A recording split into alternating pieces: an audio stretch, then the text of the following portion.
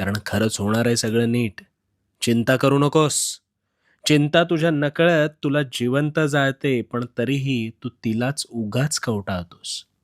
हो, मला माहिती आहे तू अडचणीत आहेस. पण हाच खरा खेळ तुला कळलेला नाही. अरे दगडालाही देवत्व प्राप्त व्हायला अनेक घाव सोसावे लागतात, तेव्हा कुठे त्यातून मूर्ती साकार होते. पण मग ह्या उपरोक्ष तू तर माणूस आहेस. मग तुला सुद्धा या अवघड गोष्टींना सामोरं जावं लागलं म्हणून वाईट वाटून घेऊ नकोस.